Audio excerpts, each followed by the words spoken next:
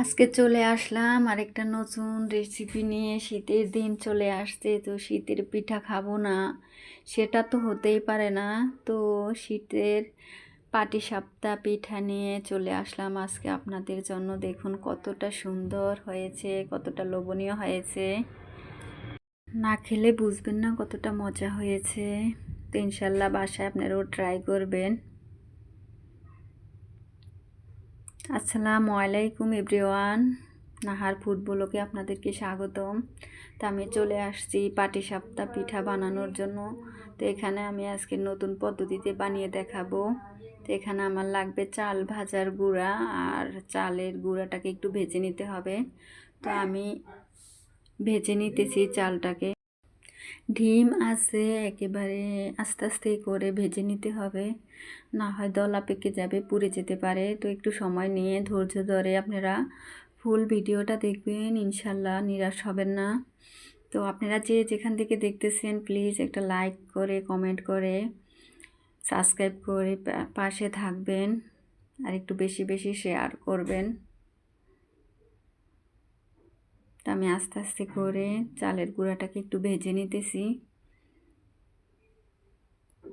সময় নিয়ে ভাজতে হবে, বেশি তাড়াহুড়া করা যাবে না।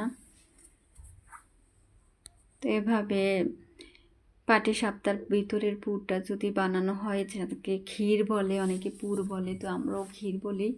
তো আমি ক্ষীরটাকে আজকে বানাবো এভাবে, ইনশাল্লাহ অনেক ভালো লাগবে।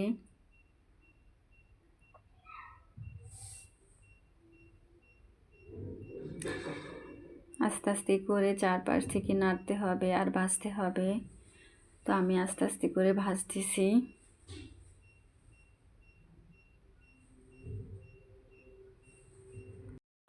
গুঁড়াটা যত সুন্দর ভাজা হবে, ক্ষীরটা তত বেশি মজা হবে। তো আমি আস্তে আস্তে করে ভাজতেছি, আপনারা প্লিজ স্কিপ করবেন। তো ধৈর্য নিয়ে একটু ভেজে নিব।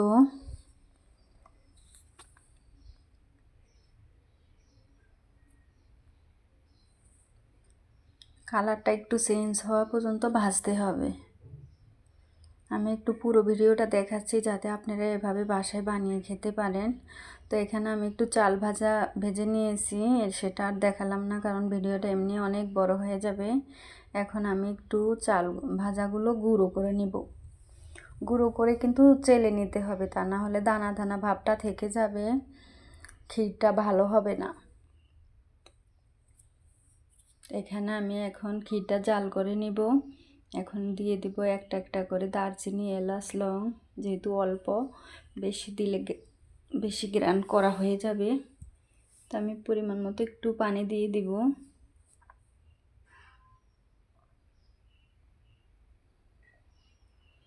আর এখানে আমি হাফ কাপ দুধ দিয়ে দিয়েছি, গুঁড়ো দুধ।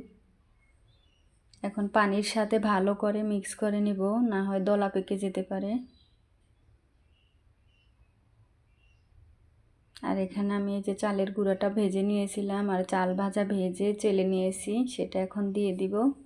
দিয়ে ভালো করে অনবরত নাড়াচাড়া করতে হবে, না হয় দলা পেকে যাবে। আর চুলার জালটা একদম মিডিয়াম লো হিটে রাখতে হবে, না হয় দলা পেকে যাবে, খিরসাটা সুন্দর হবে না। তা আমি এখানে স্বাদ মতো একটু লবণও দিয়ে দিয়েছি। খেজুরের গুড়টা একটু পরে দিব।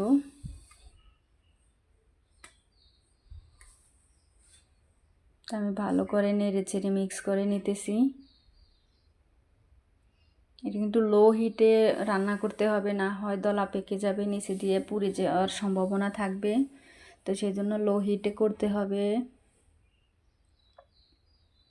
আমি এখন খেজুরের গুড়টা দিয়ে দিব। আমি যতটুকু মিষ্টি খাবো ততটুকুই দিয়েছি, যার যতটুকু পরিমাণ ততটুকুই দিতে পারেন, সমস্যা নেই। তো আমি এখানে ভালো পরিমাণে মিষ্টি দিয়েছি, খিরসাটা একটু মিষ্টি বেশি হলে খেতে ভালো লাগে। তো আমি এখন নাড়াচাড়া করে ঘন হওয়া পর্যন্ত চুলায় রাখবো।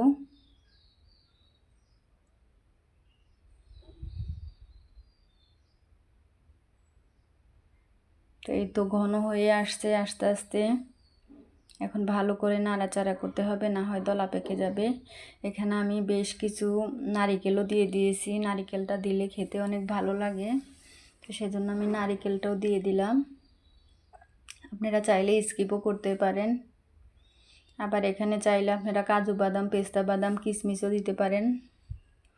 তো আমি নারিকেল দিয়েছি বলে ওগুলো আর দেইনি, এমনিতেই ভালো লাগবে খেতে। এখন শুধু অনবরত নাড়াচাড়া করতে হবে, না হয় দলা পেকে যাবে। তো শুধু ভালো করে নাড়তে হবে।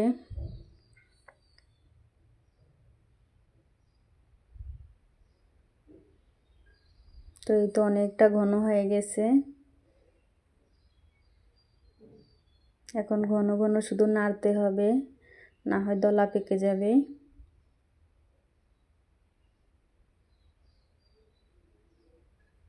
কালারটা আলহামদুলিল্লাহ অনেক সুন্দর হয়েছে, অনেক সুন্দর একটা সেন্ট আসতেছে। এই তো আমার হয়ে গেছে খিরসাটা বানানো, দেখতে কতটা সুন্দর হয়েছে। তো এখানে আমি এখন চালের গুঁড়োটা ডো বানিয়ে নিব পাতলা করে পাটিসাপটা পিঠা বানানোর জন্য। তো আমি এখানে 2.5 কাপ হলো চালের গুঁড়া দিব, আর আধা কাপ দিব আটা হোক ময়দা হোক যেটাই হোক দিতে পারেন, তাহলে পিঠার ডোটা অনেক সুন্দর হয়, খেতেও অনেক ভালো লাগে। তো আমি এখানে স্বাদ মতো লবণটাও দিয়ে দিয়েছি, দিয়ে এখন ভালো করে সবগুলো উপকরণ মিক্স করে নিব।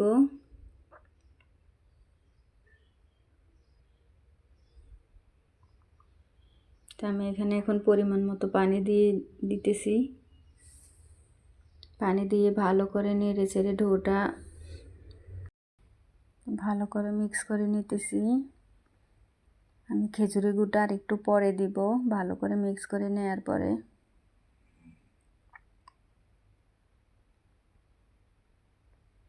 আমি এখন খেজুরের গুড়টা দিয়ে দিব।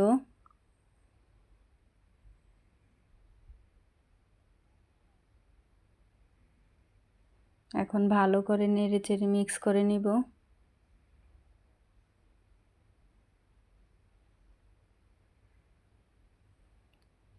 ভালো করে নেড়ে চেড়ে মিক্স করে নিতে হবে, যাতে কোনো দলা পেকে না থাকে, তাহলে পিঠাটা বানালে সুন্দর হবে না। ডোটা যত সুন্দর হবে পিঠাটা তত সুন্দর হবে। অনবরত ভালো করে নাড়তে হবে।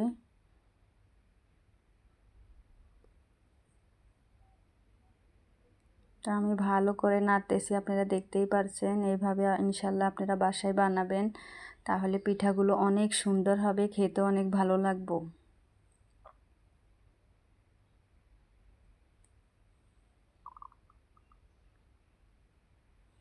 আমি অনবরত নাড়াচাড়া করতেছি, আপনারা দেখতেই পাচ্ছেন। তো এখন আমি চুলায় একটা ফ্রাই প্যান বসিয়ে দিয়ে গরম করে নিব। তো এখন একটু গরম হওয়ার পরে আমি তো বিটের রসটা দিয়ে একটু ডো কালার করে নিয়েছি। এভাবে বানালে অনেক সুন্দর হয় দেখতে, খেতেও ভালো লাগে। তো আমি এখানে উপর দিয়ে এখন আটার ডোটা দিয়ে দিব, তাহলে দেখতে অনেকটা সুন্দর লাগবে, আকর্ষণীয় হবে। তো এখন আমি আস্তে আস্তে করে ঘুরিয়ে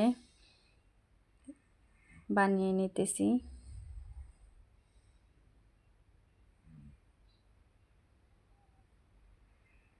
তো এই তো আমার হয়ে গেছে, এখন আমি একটু ঢাকনা দিয়ে রেখে দেব।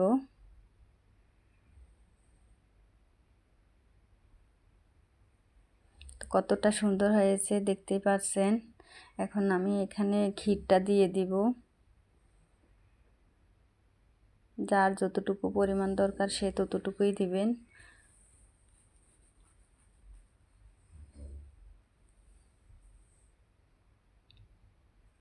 তো এভাবে ক্ষীরটা দিয়ে পাটিসাপটার শেপটা দিয়ে দিতে হবে। তো আলহামদুলিল্লাহ কালারটা কত সুন্দর হয়েছে আপনারা দেখতেই পারছেন। তো এভাবে আমি সুন্দর করে পাটিসাপটাটা পেঁচিয়ে নিব।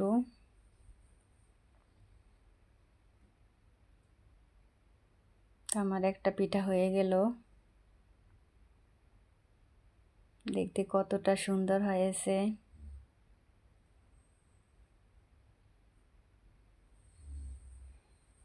ফ্রাই প্যানে বানালে হালকা করে একটু তেল দিয়ে মুছে দিলে হয়, আর বেশি তেল দেয়া লাগে না। তো আমি হালকা করে একটা কাপড়ের টুকরোতে তেল মাখিয়ে নিয়েছি। তো এইভাবে আমি সবগুলো পিঠা বানাবো। আপনাদের সুবিধার্থে আমি কয়েকটা পিঠা বানিয়ে বানিয়ে দেখাইতেছি, যাতে আপনাদের বুঝতে সুবিধা হয় আর বাসায় এভাবে বানাতে পারেন। ইনশাল্লাহ এভাবে বানালে খেতে অনেক মজা হয়। বিশেষ করে পুরান ঢাকায় এভাবে ক্ষীরটা বানায়।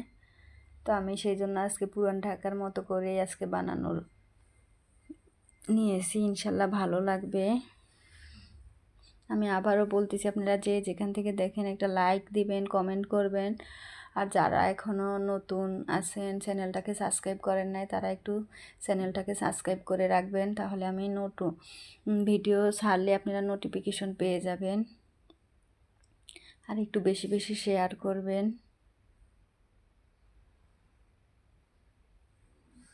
তো আমি এখন ঢাকনাটা তুলে নেব। এই তো আমার পিঠাটা হয়ে গেছে। পিঠাগুলো বানাতে বেশি সময় লাগে না, একদম অল্প সময়ের ভিতরে অনেকগুলো পিঠা বানিয়ে নেওয়া যায়। খুবই সহজ একটা রেসিপি।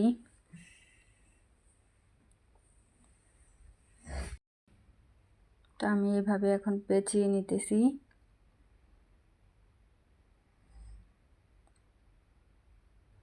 ডোটা যদি বানানো সুন্দর হয় তাহলে পিঠা বানাতে একেবারেই সময় লাগে না, শুধু চুলার উপরে দিবেন আর বানাবেন। আর ডোটা সুন্দর না হলে পিঠাটা বানাতে অনেক কষ্ট হয়ে যায়। তো এই জন্য চেষ্টা করবেন চালের গুঁড়ার সাথে একটু আটা মিক্স করে নিতে, তাহলে ডোটা অনেক সুন্দর হয়, নরম সফট হয়, আর পিঠা বানাতেও কোনো ঝামেলা হয় না। আর আতপ চাল দিয়ে বানালে আপনারা একটু গরম পানি দিবেন, বেশিও না আবার একেবারে কমও না, মিডিয়াম গরম করে দিলে ডোটা অনেক সুন্দর হয়। তো চেষ্টা করবেন একটু গরম পানি দিয়ে আটাটা গুলিয়ে নিতে, তাহলে পিঠাটা অনেক সুন্দর হবে।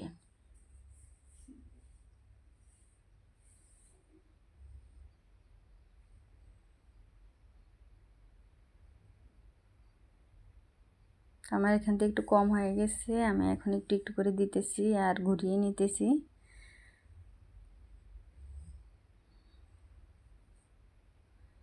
তা আমি এখন ক্ষীরটা আবারও দিয়ে দিতেছি। আপনাদের বুঝার সুবিধার্থে আমি কয়েকটা পিঠা বানিয়ে দেখাচ্ছি। অনেকে দেখা যায় দুই একটা দেখালে ভালো করে বুঝে না, যারা নতুন আছেন। আর যারা পুরান আছেন তাদের তো কোনো কথা নেই, তারা আমার সে ইনশাল্লাহ অনেক ভালো পারেন। তাদের কাছ থেকে আমি অনেক কিছু শিখি। তো সেই জন্য আমি কয়েকটা পিঠা একটু বানিয়ে বানিয়ে দেখাচ্ছি। আপনারা প্লিজ ধৈর্য ধরে ফুল ভিডিওটা দেখবেন।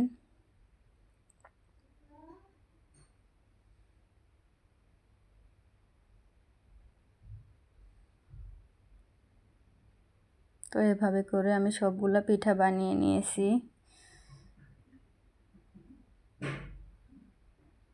পিঠাটা যখন সুন্দর হয় বানাতে কোনো সমস্যা হয় না, শুধু চুলার উপরে দিতে হয় আর নামিয়ে নিতে হয়। আর যদি ডোটা বেশি ভালো না হয় তাহলে পিঠাটা বানাতে অনেক ঝামেলা পোহাতে হয়, দেখা যায় পিঠাটা অনেক সময় হয়ই না, ভেঙে চুরে যায়।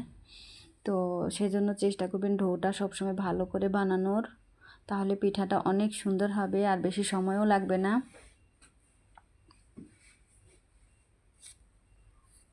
তো আমার পিঠাগুলো এই তো প্রায় হয়ে গেছে। এভাবে আমি সবগুলো পিঠা বানিয়ে নিব।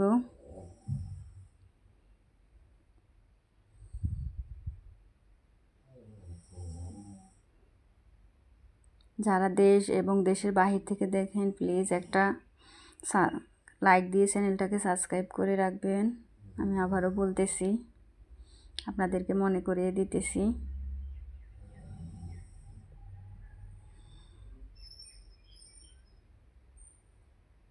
আমার তো ইচ্ছে করছে আজকে অনেকগুলো পিঠে বানাই, কারণ পিঠাগুলো বানাতে অনেক সময় কম লেগেছে, আর দিতেছি আর নামিয়ে নিতেছি, আপনারা দেখতেই পাচ্ছেন। মাশাল্লাহ পিঠাগুলো কত সুন্দর হয়েছে, আকর্ষণীয় লোভনীয় হয়েছে, দেখলে মনটা ভরে যায়। তা আমার বেশ কতগুলো পিঠা হয়েছে। তা আপনারা এইভাবে ইনশাল্লাহ বাসায় ট্রাই করবেন, আশা করি নিরাশ হবেন না, অনেক ভালো লাগবে। দেখতে যেমন আকর্ষণীয়, খেতেও ইনশাল্লাহ অনেক মজা। তো দেখতেই পারছেন কতটা সুন্দর হয়েছে। আজ এই পর্যন্তই, সবাই ভালো থাকবেন, সুস্থ থাকবেন। আবার দেখা হবে অন্য নতুন কোনো ভিডিওতে। সেই পর্যন্ত সবাই ইনশাল্লাহ ভালো থাকেন, এই দোয়াই করি। সবার জন্য শুভকামনা রইল। দেখতেই তো পারছেন কতটা সুন্দর হয়েছে। আল্লাহ হাফেজ।